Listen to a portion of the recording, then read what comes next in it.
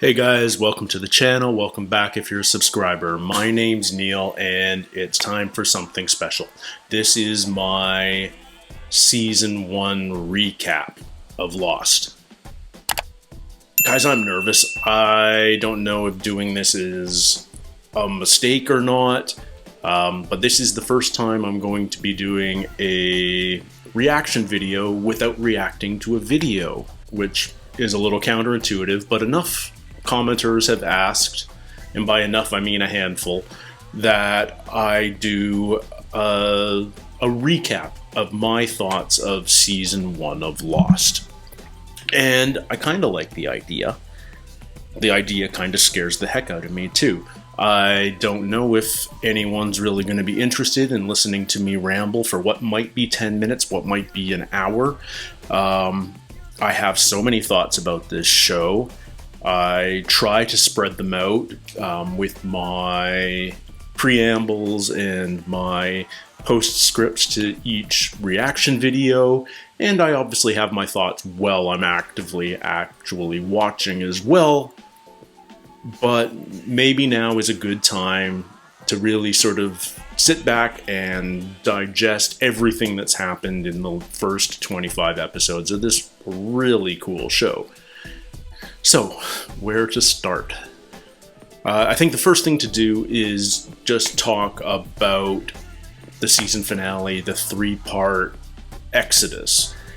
A couple of things. I made the mistake of not mentioning that I knew that Born to Run, episode 22, is obviously a reference to the Bruce Springsteen song of the same name. Obviously, this is a recurring theme with episode titles. We had House of the Rising Sun and White Rabbit earlier this season. Born to Run. I don't know, I guess just because I was born in the 70s, grew up in the 80s, I just figure everyone knows that this is a song title. Everyone knows that this is Bruce Springsteen. Like, it's, you know, if the United States was a singer, it would be Bruce Springsteen, for good and for bad. Born to Run is one of his all-time greats, and sure, it's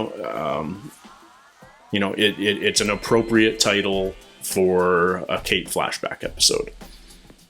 Something I didn't consider was that Exodus is also a classic rock, a classic music song.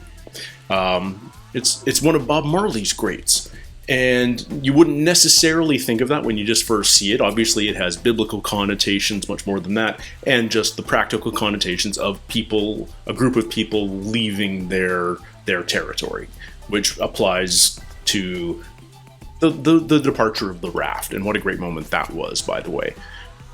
But as soon as Sawyer starts singing Redemption Song on the raft, that should have triggered me to think of Exodus, and it didn't, because I was thinking more along the lines of course Sawyer is singing Redemption Song, he's looking for redemption, he killed a man he shouldn't have in Australia, and now he wants to die. I mean, we had that whole conversation out in the open with Michael on the raft. Why do you want to die? You're either a hero or you're suicidal, and Sawyer doesn't say I'm suicidal, but he does say I'm not a hero. Of course, shortly thereafter, he may have sacrificed himself when they were attacked, when Walt was kidnapped. Now let's talk about that, because it blew my mind. I had no idea who these people on the new boat were, but I've had a little bit of time to think about it, and I have a theory. I don't think it's a crazy one. I think I should have maybe even have clued in when I was watching it, but here's what I think is about to happen. I think those were the others. I think that the people on that second boat were the others, and they've kidnapped Walt. This show is very good at misleading us, lying to us, by camera moves that settle on lock when we're trying to figure out who burned the raft, or music cues when we get this soaring Michael Giacchino score as this boat approaches the raft and we think they're rescued because the music tells us it's a happy, soaring, a beautiful moment. And of course it's not. This show is very good at lying to us. And Exodus had 2 episodes of build-up with Danielle telling us that the others were coming for the child. And every single time she told us that, we settled on Claire and the baby Aaron. And so, of course, we think, especially because of Danielle's history, that the others are coming for Aaron. Now, obviously, that was wrong, but what's to say they weren't coming for Walt? We know Walt is special. Maybe the others know that. Maybe even Danielle's child, Alex, was similarly special. And Walt is really important to the others for that reason. Upon rewatching that sequence, it became clear to me that the kidnapping wasn't a crime of opportunity. It was the reason they were there. They didn't just stumble upon them and go, "Oh, a child, and we're going to take him because we have use of a child." But no, I think they tracked down the raft, obviously with the aid of the flare, with the purpose of taking Walt the whole time. And Danielle inadvertently played along with their deception. So, there's some thoughts. I like that the show isn't afraid to lie to us, that it's willing to manipulate us. And what it tells me is I have to be very untrusting of what's presented to me on the screen. I can't believe everything I hear. I can't assume that the foreshadowing that the camera is showing me is the actual truth. There's false foreshadowing in this show, and that's a clever storytelling device that keeps us on our toes, that keeps us surprised when these big moments happen, because we didn't anticipate them, because we were led to believe something else was going to happen instead. And not only can we not trust that, but let's think about this. We've seen people's visions. We've seen Boone had the whole vision of Shannon being killed by the monster. We had Locke's vision where he was suddenly back in the chair and he saw a bloody Boone and he saw his mother and he saw the plane crash. Of course, a lot of that turned out to be true, but it was a vision nonetheless. We even all the way back in White Rabbit, Jack may or may not have seen his father. It has to have been a vision, unless there's some really weird stuff going on this island. Of course, the body is missing, so is his father alive? I don't even want to get into that crazy thought process. Is Christian, did he just resuscitate himself out of the coffin, and is he walking again? Diversion. Let's get back to it. Jack saw Christian on the island. That was a vision. But it's not always clear that what we're seeing is a vision immediately. Now, those are the times that we know were visions, but perhaps there's been other things we've seen that just haven't been revealed to be visions yet. And even if that reveal only happens half an episode later, like it did with Boone's vision, we're misled until then. So we can't trust what we see. We can't trust what the camera or the music tells us, what we're supposed to believe and feel. And we obviously can't trust any of the characters, because everyone has their own reasons for keeping secrets and lying and misleading others. There's no purely open relationship on this island as far as communication goes. I don't feel that anyone is always telling the truth and the whole truth and nothing but the truth. So, in a sense, we can't trust anything about this show. And if I told you that about a show, that my first impression would be, well, why would I want to watch a show that I can't trust? But Lost has done such a good job of making that its identity that becomes half of the fun, is discerning the truth from the fiction, the lies from the honesty, the light from the dark, the good from the evil.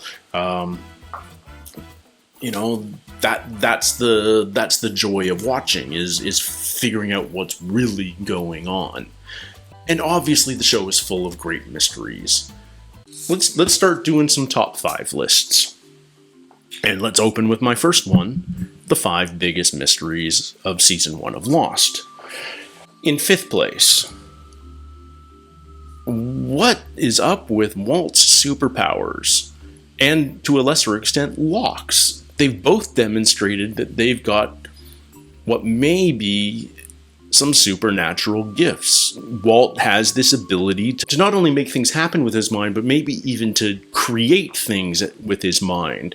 And obviously the potential for that is Green Lantern level power, if that's the way the show would like to take it. Obviously, we've just seen a taste of it. Maybe he created the polar bears just by reading the comic. Maybe he was somehow involved in protecting the survivors of the plane during the crash. But who knows? Who knows? That's why it's a mystery. And Locke may not be able to be injured. He took the shrapnel in the leg and hardly felt it. Seems to be completely healed only days later. It never really impaired him. The only time he's been damaged physically is when he temporarily lost the use of his legs when he and Boone were searching for the plane. And I've already stated my theory on that was the island's way of making Boone climb up the cliff into the plane and becoming a sacrifice to the island. But Locke regained his strength, his ability to walk immediately thereafter. In fact, carried Boone all the way back to the caves. So, and prior to that, we had seen Locke sticking pins in his legs without feeling pain, burning the soles of his feet intentionally without feeling pain. So at least a couple of people on the island seem to have these supernatural gifts, and what is that about is a huge mystery. Next mystery, number 4. Where are they? Where is this island? This isn't happening in the 19th century when there's still parts of the world that haven't been mapped. This is in 2004, where there are satellites all over the world. The world is mapped. The world is known. There are no undiscovered countries. There are no uninhabited islands, especially if this is a beautiful island in the South Pacific. Somebody should own it. Somebody would have civilization on it. There would be, as Sawyer says from On the Raft, there would be luxurious resorts on this. I mean, this should be Fiji or Hawaii or something. It's a big honking island and nobody knows about it. That's not right. So, where are they? I don't think they're just simply on Earth. I'll get to my theory there a little later, but I think there's more to it than just they're somewhere that no one knows about.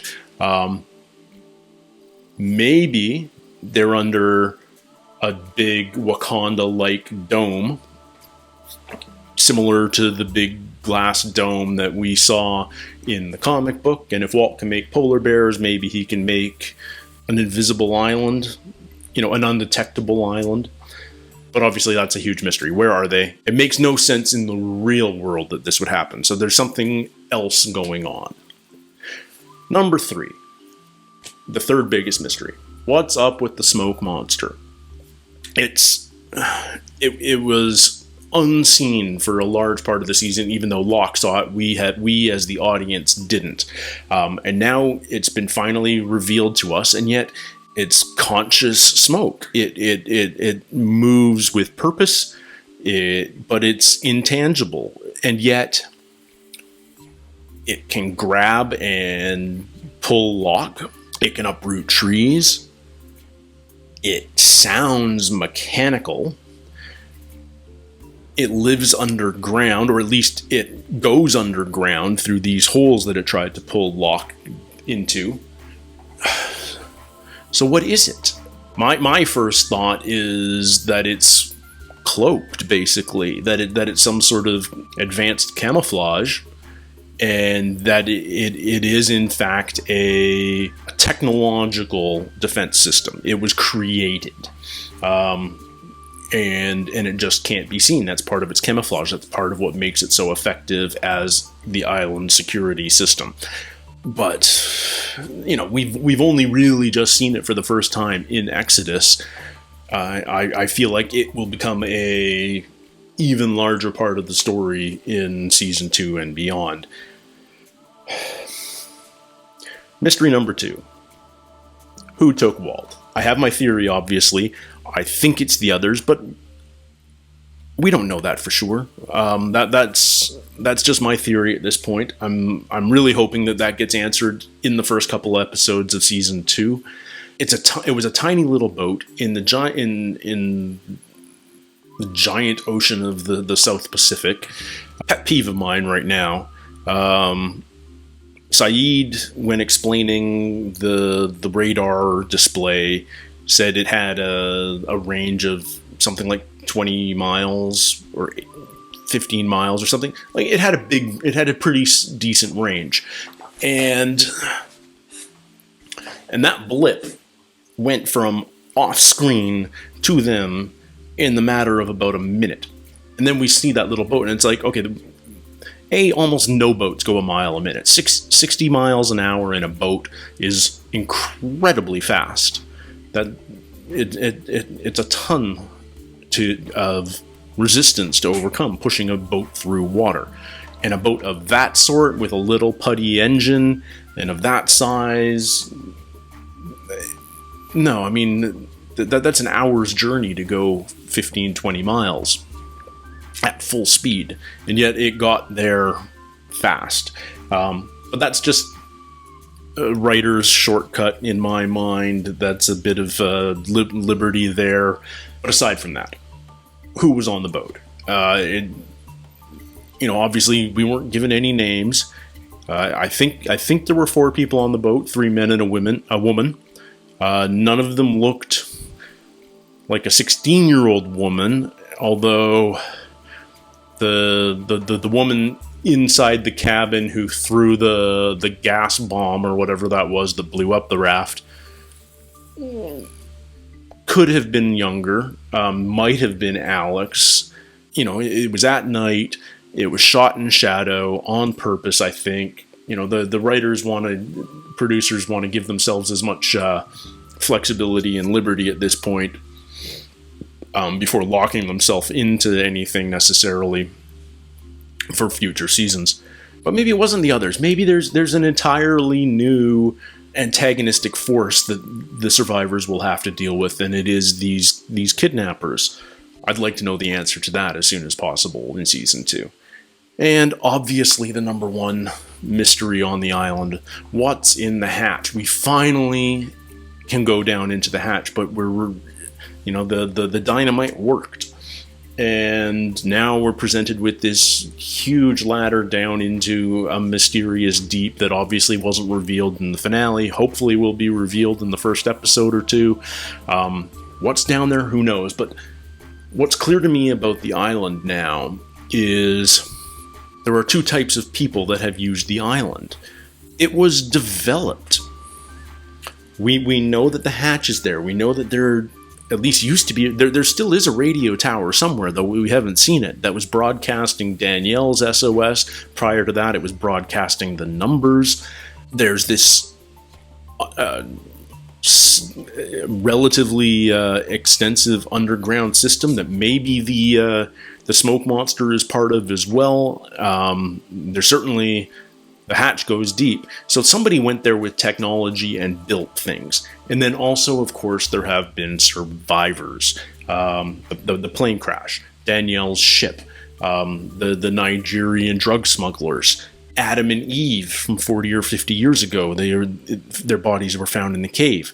The slave ship these are people that seem to be drawn to the island over the years from all over, and their experience on the island seems to be very different from whoever built the hatch. So yeah, I'm very curious to see what's in there. I feel like a whole new aspect of the island is about to be opened up to us.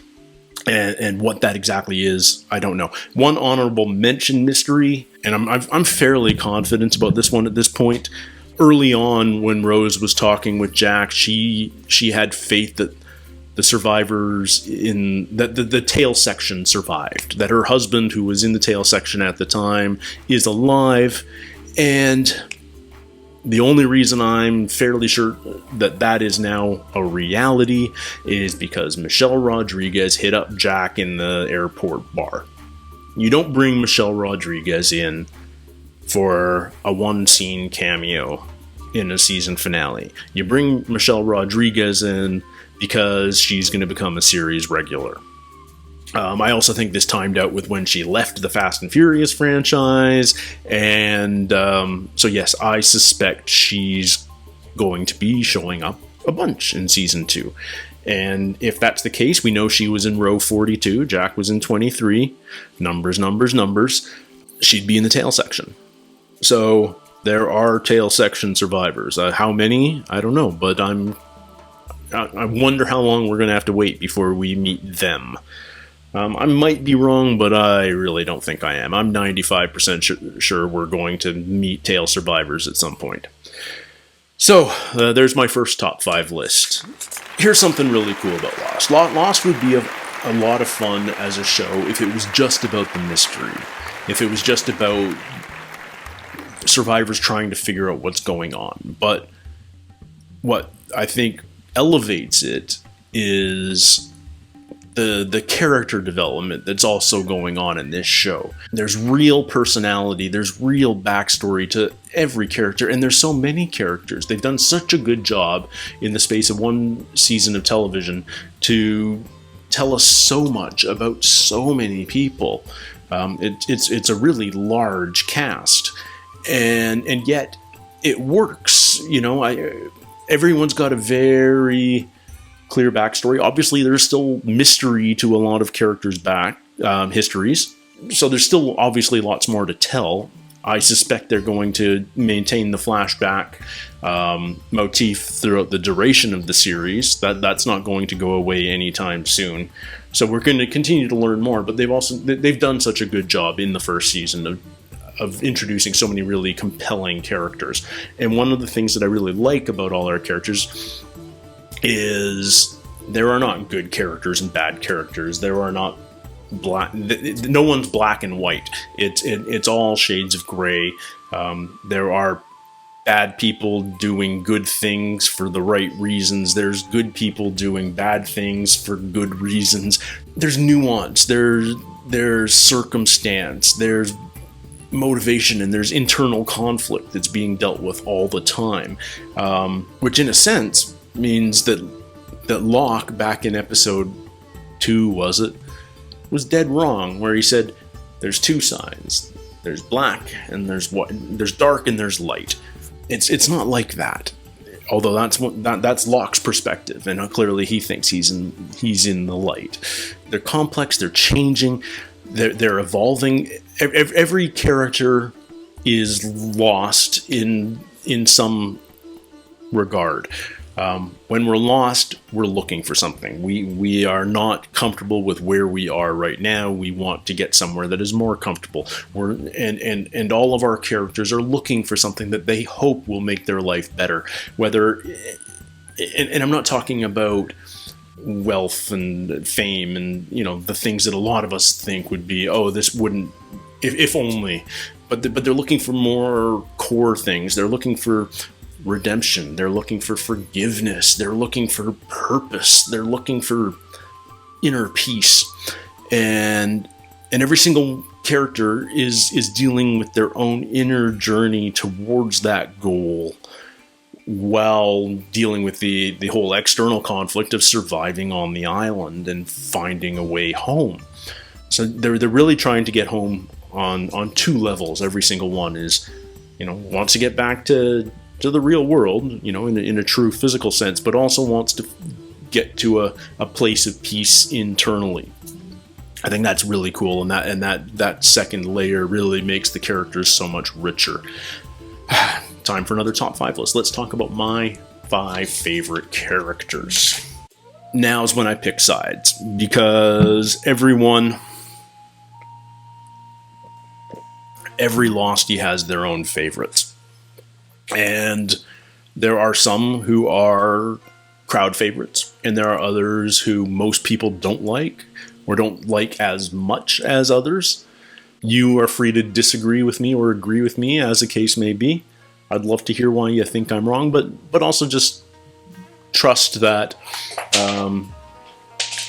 everyone's entitled to their own opinion, and I'll try and justify why these are my favorite characters. Number 5, Sun. I love Sun's journey this season simply because she's always been capable, but she's always, because of her culture as much as anything, has played a very secondary role. But when she and Jin broke, she sort of found herself, was willing to assert herself. She's the one who started the garden. She's Jack's nurse, for lack of a better word. She's intelligent and outspoken and involved. She's got a bit of a dark side. She was willing to poison Jin to prevent him from taking the journey, although that attempt backfired when she accidentally poisoned Michael instead. But I just find her a really compelling character. She's willing to admit her mistakes. She's willing to change her perspective. She was fully ready to leave Jin, and yet she saw a spark of something in the airport there, and decided she wasn't ready to give up on what was true love, what still is true love. That love between Sun and Jin has never dissipated. It's just they grew apart because of the things Jin was being asked to do to serve her father. And Sun saw something there that was worth saving, and I really admire that. People who are willing to admit their own mistakes to themselves and change their course accordingly. And then, how great was it when they actually reunited just before the raft left? What a thoughtful gift of her, beginning to teach him to speak English. And it's clear that relationship is still as strong as it was when we first met them in the flashbacks. There's pure love there, and that's really, really cool. And I think Jin, because of the circumstances, has realized that that it isn't his job to control and shelter his wife anymore, but that she's his equal, and that she can contribute so much, not just to their relationship, but to the greater community. So, number 5, Sun. Number 4, Kate. And I know this is going to be divisive. I know a lot of people out there are not fans of Kate, but I am, and deal with it. There's something that's always been compelling about characters who were criminals, but for good reason. If, Robin Hood, mitigating circumstances are real, and sometimes the law doesn't do the right thing because justice isn't perfect. And one day we're going to learn what Kate actually did. We know obviously she feels guilty for Tom's death, but something put her on the run long before that. I have my own theories about her father / stepfather in that regard. You can check that out in previous episodes if you're so inclined. But I do find her backstory perhaps the most compelling, the one that I'm most curious about. And I'm also a sucker for just a strong female character in general. And she's obviously... You guys can stop telling me that originally Jack was supposed to die in the pilot. I don't know how many times I've been told that in the comments. I know that now. You don't need to keep telling me that. It's not a fun fact anymore. I know it. And Kate was supposed to be the series lead. And the fact is, she still is. She's still the co-lead. I bet you anything on the call sheet she's number 2. And that's how a show prioritizes their actors. She's the strong female lead. I'm disappointed that so much of her identity is, oh, do you want her to get with Jack or do you want her to get with Sawyer? Which one's better? And it's like, honestly, I'd prefer if Kate didn't hook up with either of them, because then you become part of a couple instead of just being a strong individual. And, I'm saying this is an avowed bachelor, but she's an even stronger character if she's not romantically linked with 2 other major characters. So, Kate, stay single. It's better for you. Plus you've got some stuff to process on your own. Is Jack a replacement figure for Tom, etc., etc. I'm sure Sawyer reminds her of somebody in her past as well. Anyway, number 3 favorite character, Syed. I think it was a really bold choice of an American network to make an Iraqi soldier a major character in a network TV show back, just a few years after the 9/11 attacks. This is going to sound really weird. I think he's one of the most noble characters, even though we know he's killed, even though we know he's tortured. Clearly his military past is something that he's decided to move away from, even though the CIA still makes use of his history. He's a very admirable character in the sense that he's incredibly intelligent. He's the most technologically gifted person on the island, so he's kind of the tech guy. He's got layers to him. He's got this incredible sense of responsibility that he betrayed his old college, his old university friend who's now dead by deciding to properly bury his friend. He ended up on the ill-fated Flight 815. This is all the reason he did it was to find this woman that he's loved for years from afar, his so-called soulmate, and yet he's one of the first characters to forge a new romantic relationship on the island, this time with Shannon. So I find him very interesting and compelling. If I was on the island, I feel like he and I would have a ton to talk about, and I'd be right in there trying to puzzle out the clues from all of Danielle's notes along with him. Number 2, Locke. Locke is my second most favorite character. He's easily the most fascinating character.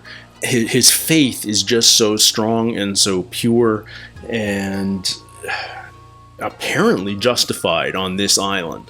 And everything he does, I'm engrossed. Every time he starts to speak, I'm half expecting pearls of wisdom or shocking revelation. His backstory is tragic and certainly not complete. We still don't know, for instance, how he became a paraplegic in the first place. But he's also the one that's driving the story forward as far as exploring the mysteries of the island. So he's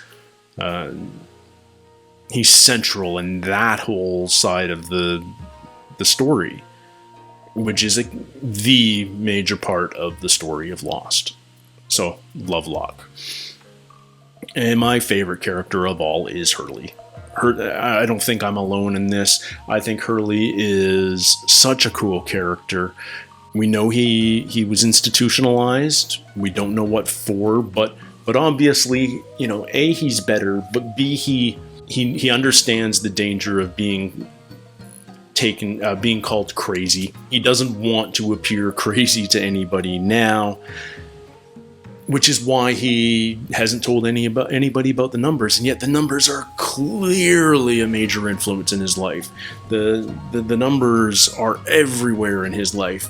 I love the whole sequence in Exodus where he's rushing from his hotel to the airport to get onto the plane at the very last minute, and it's nothing but the numbers everywhere littered through that sequence.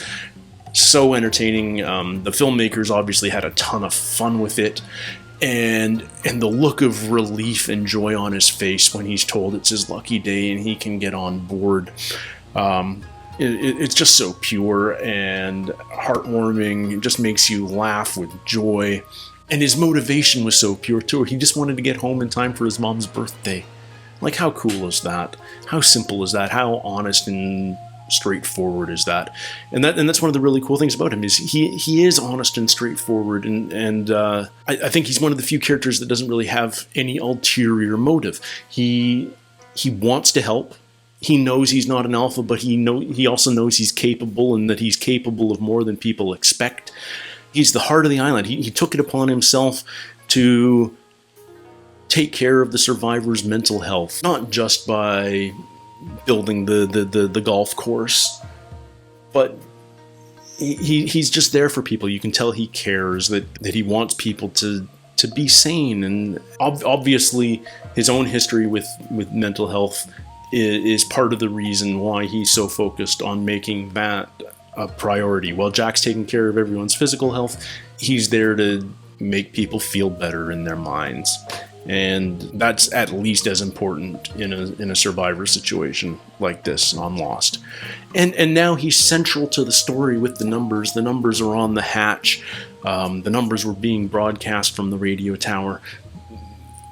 I hope that he reveals the number mystery to somebody. And I think so much will depend on whether he tells Locke, or whether he tells Jack, or whether he tells Kate. I think that could steer the story in completely different directions depending on who he trusts to share that information with. Pausing here.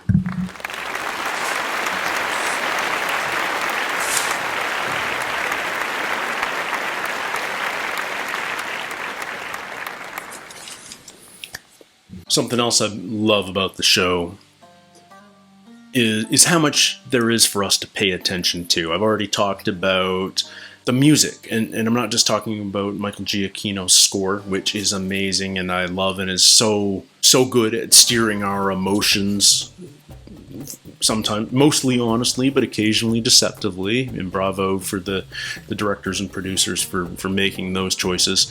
But also music in other ways. Like I loved Hurley's musical interludes at the end of early episodes, and then that moment where his batteries ran out was just such a bittersweet moment, that we no longer have the Discman to listen to.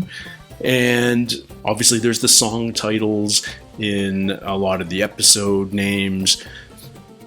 I suspect that will carry on. Obviously, music matters a lot in this show. Let's talk about other things that we need to pay attention to. We need to pay attention to Star Wars and Star Trek references. There's characters named after historical figures and philosophers. There's Sawyer's books. There's hidden clues everywhere. And I love that I'm doing these reaction videos because I get the opportunity to go back through these episodes practically frame by frame and break them down and rewind and cut and trim, and I spot so many things the second time around. I found out exactly what issue the comic book was because it felt like it was important. How many episodes have we seen that darn comic book in, for instance? At least 3 or 4 now. But I will continue to be paying close attention to everything that's said and shown on this show, because you just don't know what's going to matter next. My next top 5 list, the 5 worst fathers. Episode 11, I think it was, is All the Best Cowboys Have Daddy Issues. Father issues seem to be a recurring theme. A lot of you have said, was it Damon Lindelof who was dealing with some major father issues during season 1, and a lot of that appeared in the show in one guise or another. So let's talk about the 5 worst fathers in my mind. Number 5, Baby Aaron's dad. Claire's boyfriend, who initially said, yes, let's do this together, let's make this happen, and then halfway through her pregnancy after abortion probably wasn't a viable option anymore, says, you know what, I changed my mind. Isn't that enough to be number 5 on a list like this? Number 4, and this one's going to be a little bit contentious, but I'll defend it. Sawyer's dad. Well, his name's not actually Sawyer. His name is James Ford, we've learned. So, Mr. Ford, Father Ford. Why is he a bad dad? Well, there were obviously flaws in the Ford family marriage, because Mama Ford ended up having an affair on him. Now, that might not be anything to do with him, but generally women don't stray away from... Generally, people in general, I don't know why I'm saying just women. People don't leave a relationship for something else. They don't cheat if everything's going smooth, if everything's happy. And then, talk about a bit of an overreaction. Yes, they lost some money, but he decided to kill his wife and then kill himself, even though they had a son.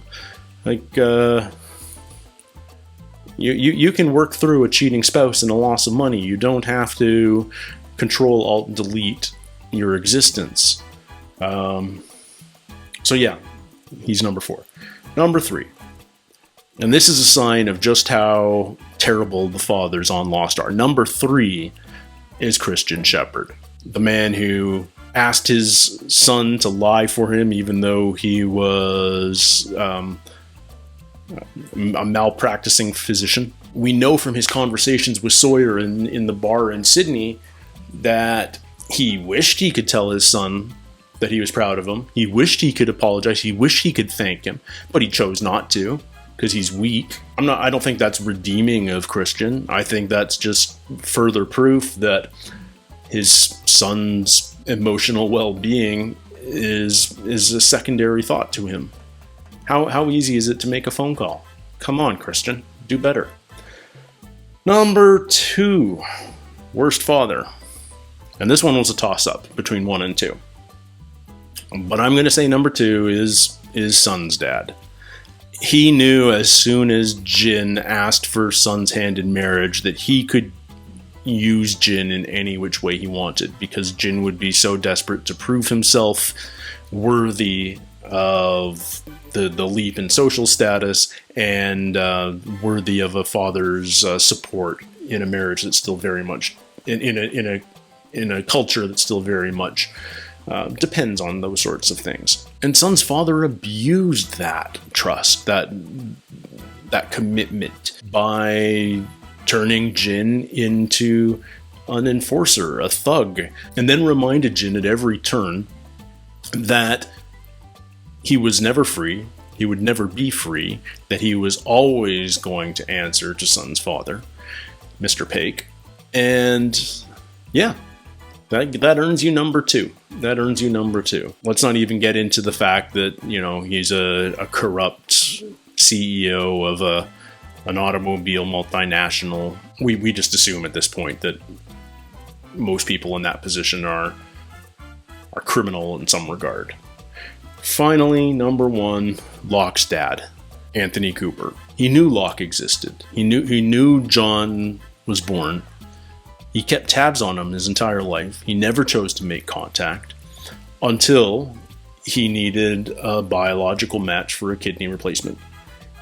And then, instead of being upfront about it, he played Locke completely. We all know the episode. We all know the emotional turmoil he put Locke through. Locke was so desperate to have a father figure in his life. And the moment Anthony got his kidney, he cut Locke off completely. That's dark. That's beyond selfish. It's properly evil. But yeah, lots of bad fathers on this show. Lots of bad fathers. Hopefully this segment doesn't turn into a half hour, but these are my top 5 biggest theories going into season 2. Hang on, I need to hydrate.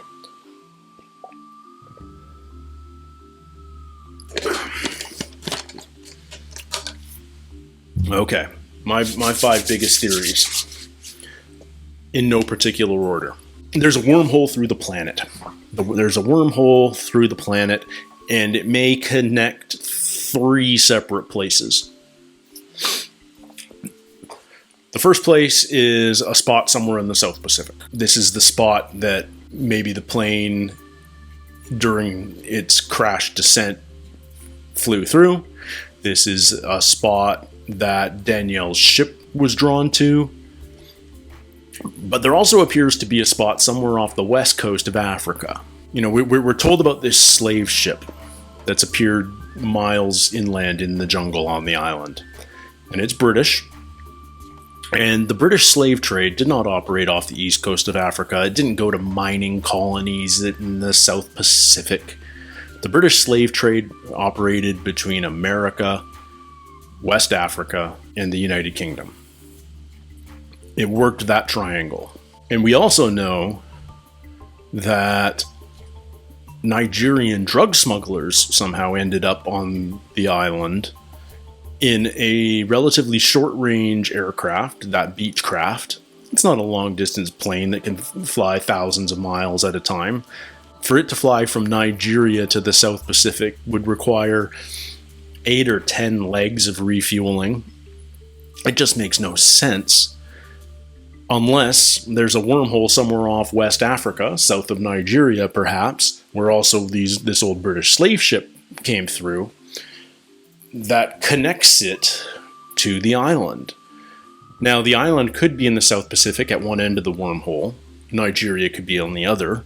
Or this could be a three-way wormhole with this spot in the South Pacific on one end, Nigeria on the other, which, by the way, are pretty much on opposite ends of the world. Like, you could draw a line from one to the other straight through the center of the Earth, depending where in the South Pacific you are, obviously. It's a big territory.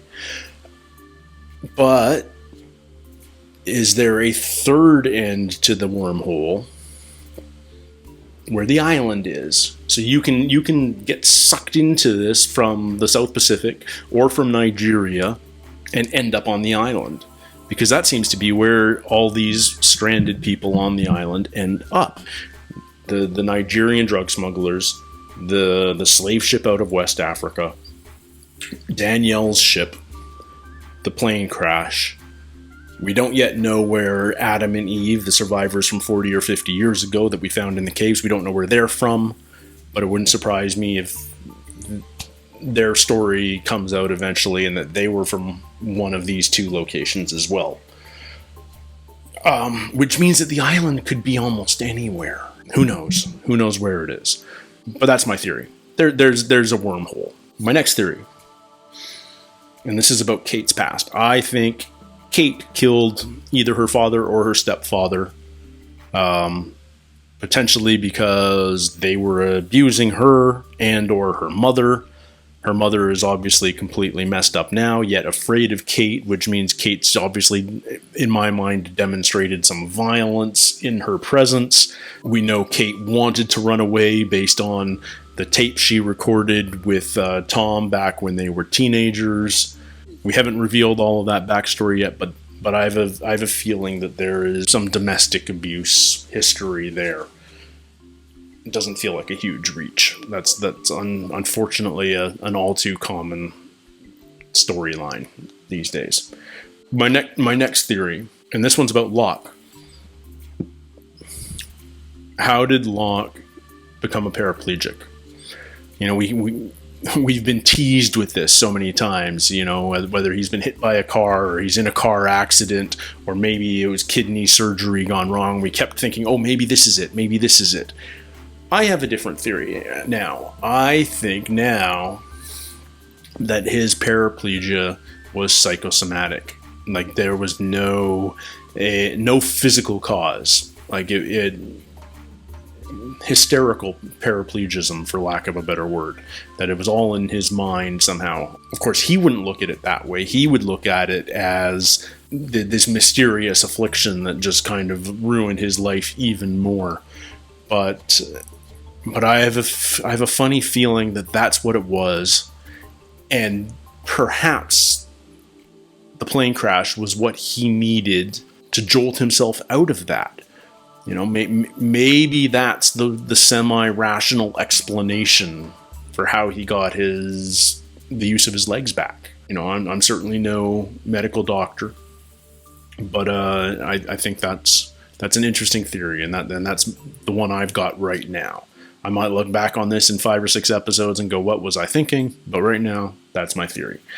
I've already spoken about one of my other theories, and that's that the smoke monster is technologically cloaked. It's got some sort of advanced camouflage, and it would make sense if you could apply that to some sort of security system. Maybe you could also apply that same cloaking technology to the entire island.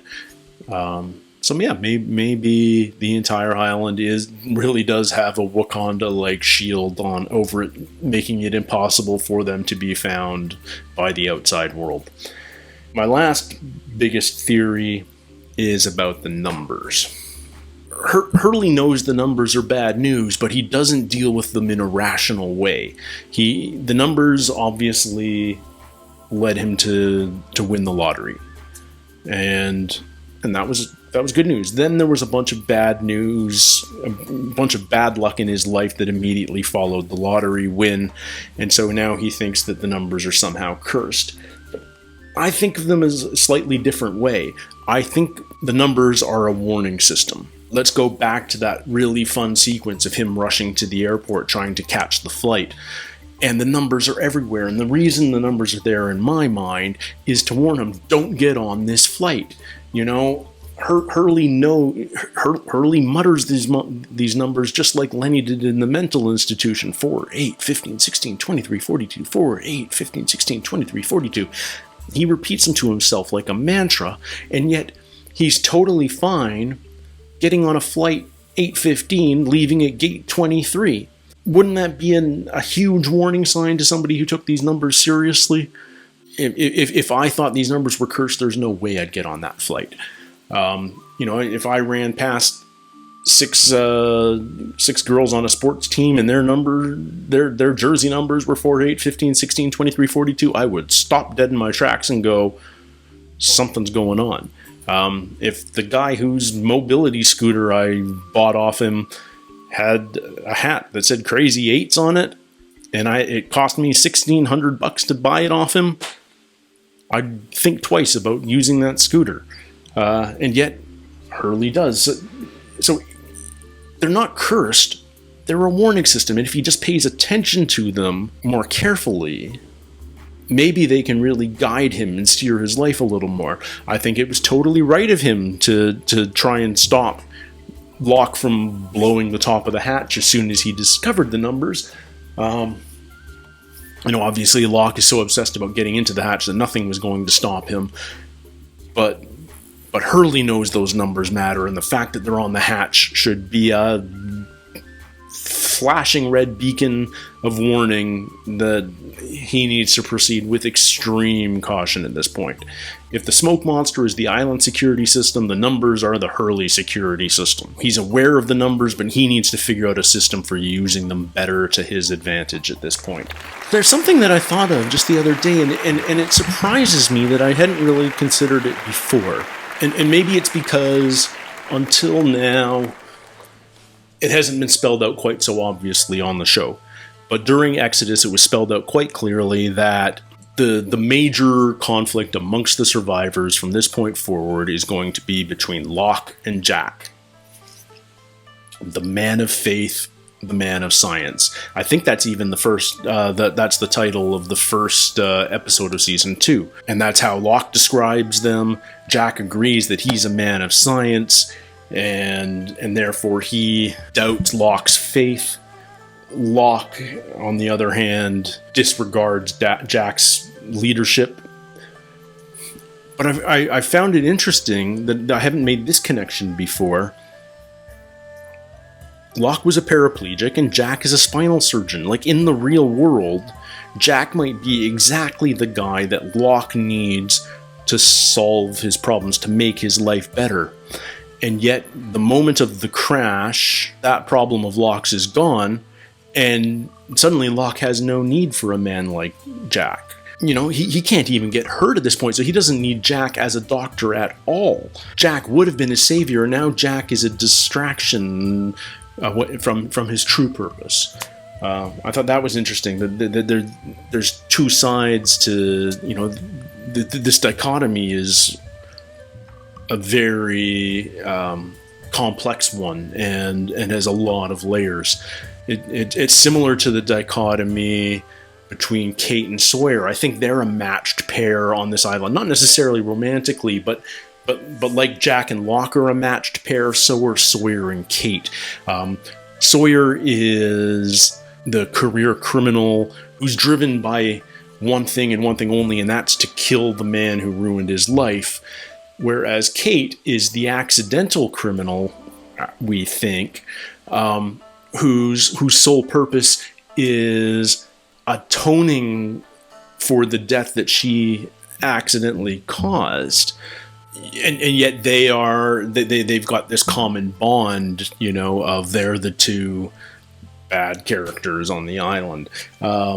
Kate, she's driven to atone. Sawyer is driven to kill for justice. I think the show consciously made these sorts of decisions. I'm trying to find the other matched pairs amongst the survivors. I suspect more will be revealed to me as I watch more episodes, so I'm very curious to see what evolves in that sense. Man, thank you guys if you're still watching. I didn't realize this was going to go so long, but I'm having fun and I'm almost done. Let's just talk about my 5 favorite episodes and then wrap things up.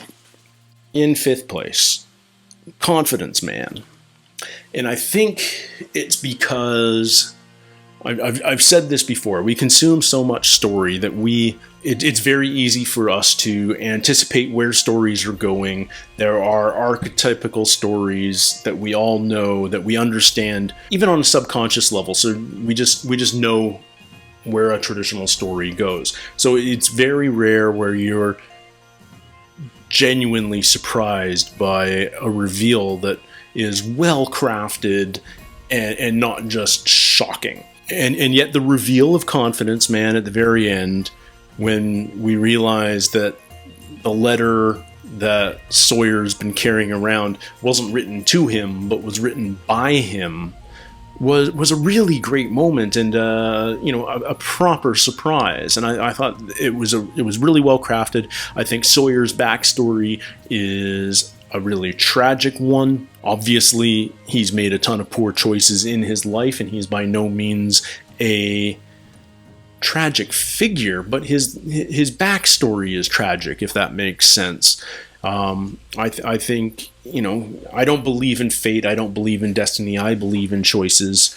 And I think Sawyer's made a ton of bad choices. But that story really did humanize him and added a huge layer to his character.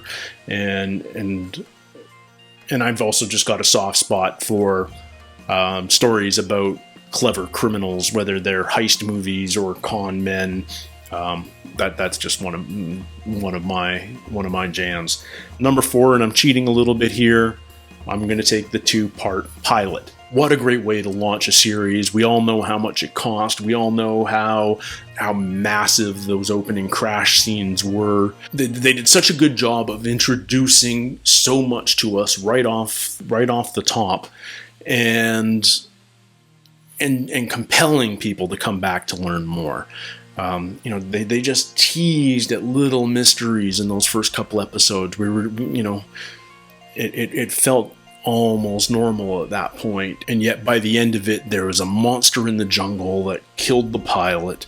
There was clearly something else on the island that everyone needed to be terrified of, and we also met the entire cast without being overwhelmed. It was incredibly well crafted in that regard. We got to know a couple of characters really well right off the bat, Jack and Kate and Charlie. It just felt like a really, really strong debut. Number 3, and I'm cheating again, because I'm going to say Exodus is 1 episode, and therefore I get 3 hours of episode with this one pick.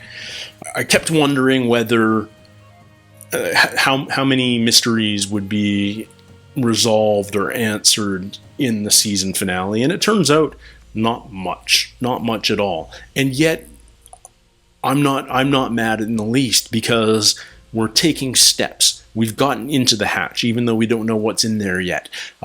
We've learned more about the others, even though there's still so much more to learn. Danielle's become a more regular part of the storyline. We're learning more about the history. We're learning more about the numbers. And suddenly there's these huge new questions that need to be answered. I don't know how everyone who watched this back in May of 2005 managed to wait 4 or 5 months until the fall for the start of season 2. Walt kidnapped. The hatch is open. What's in there? What is up with the smoke monster? I don't know. But what a great way to tie up season 1 and keep people anxious for more. My second favorite episode, I don't think this should be a surprise, is Walkabout. It's the first time we really learned a lot about Locke, and that reveal at the end may be one of my favorite moments that I can recall on television, period. I have never been floored by a reveal as much on television as that reveal there when we found out that Locke was in a wheelchair and somehow or other the crash cured him. That reveal was so well executed. I still remember how flabbergasted I was when I saw it, and yet we weren't tricked. We were just not shown everything. It was just so well done. Locke remains a mystery in a lot of regards right now at the end of season 1. But that moment, that episode, made him so intriguing, made us ask so many questions about him, made him such a compelling character. So yeah, what a great episode, Walkabout. And finally, my favorite episode, and this probably shouldn't surprise anybody based on who you now know my favorite character to be, but my favorite episode is Numbers. I'm a math geek. I love how the writers have salted the entire season with these recurring numbers, and I loved how those subtle clues were revealed to be such a huge, more compelling mystery in the episode entitled Numbers. Hurley's backstory is fascinating. The fact that he's a lottery winner, that he's got incredibly good and incredibly bad luck, that he spent time in a mental institution, that he feels that the crash is his fault and he's somehow carrying that guilt, and yet he's such a positive force on the island. He is the adorable heart of the island. I've used that phrase before, but I honestly think it's true. He's so likable as a character, and I think as a person on the island, but also as from the audience's point of view, he's just so likable. And I was begging for a Hurley flashback episode for weeks and weeks and weeks, and we finally got it, and man, did it pay off. I think it may be the strongest standalone episode. Well, I've just said it is the best standalone episode of the series so far. It revealed this huge plot point, which is still so central, and I am so curious to see what more comes of the Numbers and what more comes out of Hurley, because I think he's such a surprising character. I think he's going to surprise a lot of people before this show's done with what he's capable of. So yeah, there you go. I think that's it for my top 5 lists. I'm going to sign off now, but before I do, I just want to thank all of you Losties out there. I didn't know that there was a Lostie community out there 17 years after this show debuted.